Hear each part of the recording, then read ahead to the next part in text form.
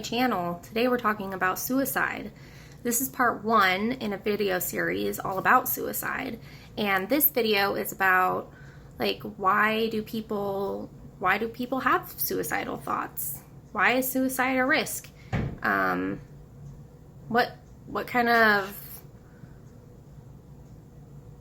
do we tell what the different levels of suicide are?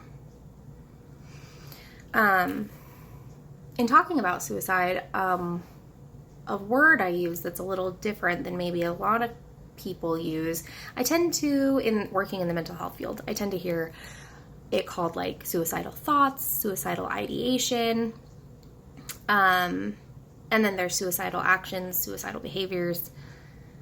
One thing I like to use when I'm talking about it is calling it suicidal intensity, because you can have thoughts of suicide and actually your risk is still pretty low, but then sometimes something will happen or your circumstances will change, and then that risk level goes up and your intensity might be higher.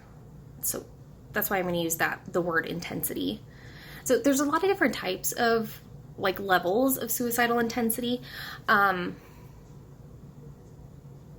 There's different ways to look at it.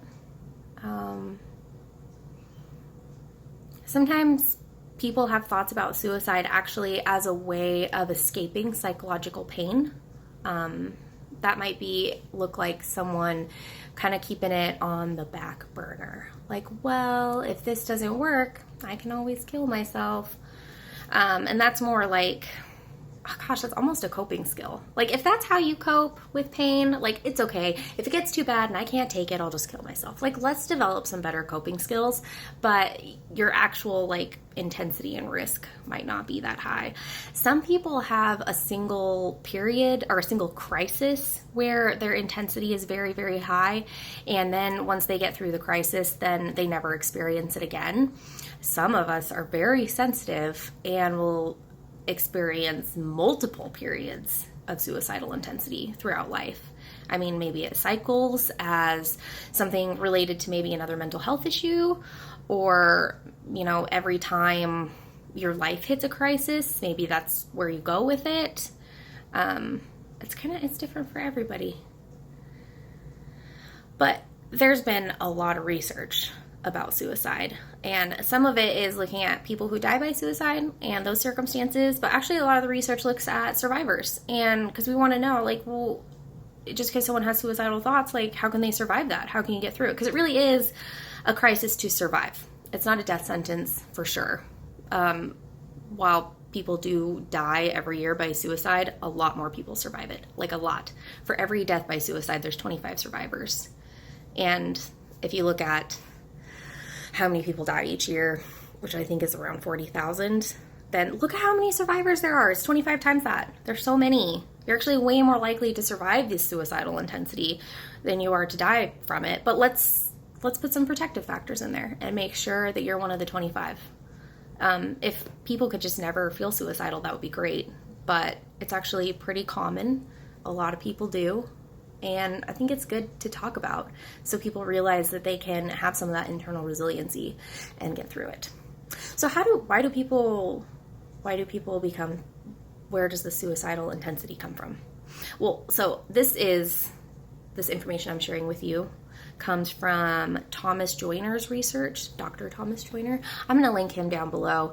And some of this too, I learned at a training I went to, and the keynote speaker at that training was Sally Spencer Thomas. She was awesome. And I'm going to link her TED Talk below this video so that you can see what she says about the importance of sharing story to help people create their own survival stories, but also to help decrease some of the stigma surrounding suicidal intensity. And then I'm also going to link her website because she just has a lot of really, really good information, and really got a lot out of that training I went to. And I want you to be able to get a lot out of it too. So I'm going to link that down below this video. All right, so what does Thomas Joyner say? Well, and other researchers. I'm sure he's not the only one contributing to this model, but his is the name on it. The first part is that there is some element of perceived burdensomeness. What does that mean? It means you feel like a burden. And it can mean you feel like a burden to your family, to your friends, to society. You usually see that in comments like, well, they would be better off without me. And then if someone really believes that, that is a misperception. It is. And if they die, I mean, it's a fatal misperception, really, because you're worth it. Whoever's watching this, whoever you're talking to about this, you're always going to have more value alive than dead. Always. People are amazing. Humans are amazing. And you're amazing. There's things that you're going to contribute to in your lifetime that, like, we can't figure out. We don't even know what it's going to be yet. So anyways, enough of that pep talk. People do still feel like a burden. And so even if it's a misperception, it's one that they're carrying. So that's one thing contributing, feeling like they're a burden. The second thing is low belonging or social alienation. That can come about for a lot of different reasons. If you're struggling with mental illness, that can be really socially isolating. Even just having like your depression be a lot worse right now can make it feel like even when you're around people, you're not connecting. I hear that. Well, I've even experienced that, like being lonely with people. It's that lack of connection. And sometimes it's actual social isolation, like just staying home, not going out, not doing anything.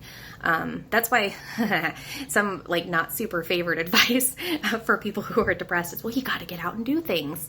Well, yeah, that's really hard. But there is some value to that advice because getting out and being around people is really helpful for your mental health, and being connected with others protects you from death by suicide.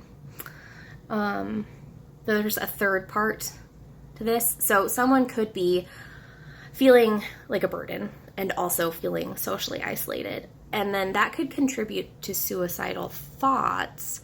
But that intensity really ramps up when that person also has an acquired ability to enact lethal means.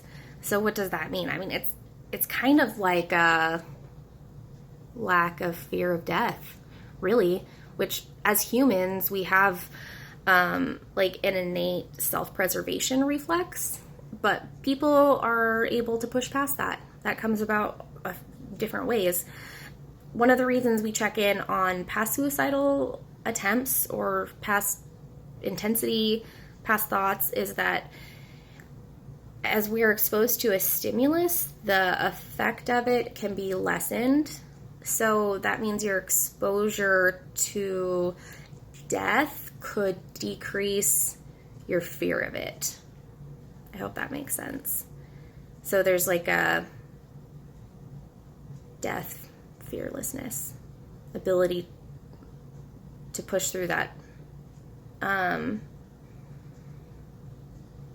It doesn't always come about because of past suicidal thoughts. There's other ways you can develop that ability to enact lethal means. Carrying pain for a really long time or experiencing trauma can also get you to that point.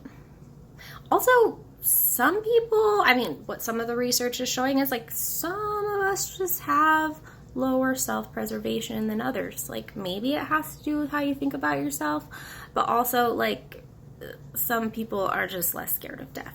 They just are. And so maybe you're one of those people that, you know, totally has the ability to enact lethal means.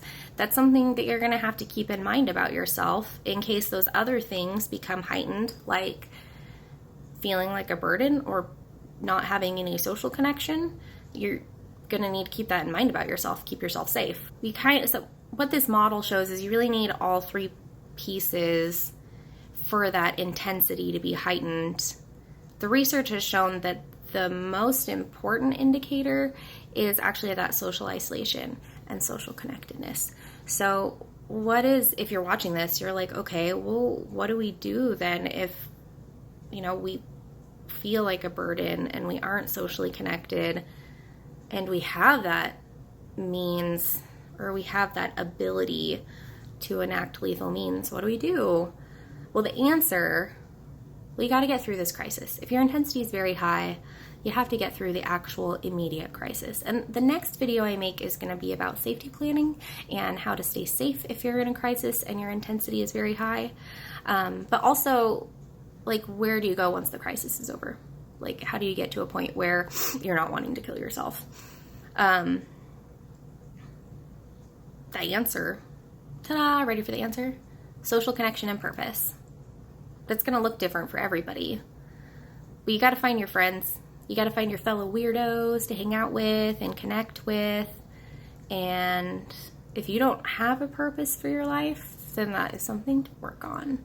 And it's okay to ask for help with that stuff too. If you have stuff that is making it so that you cannot connect socially and you have all these awful thoughts and you feel like a burden, then it's okay. Get help. Everybody feels like that sometimes. They really do. Like, it's really normal to feel like that. And it's really normal to feel stuck. But you're actually not stuck.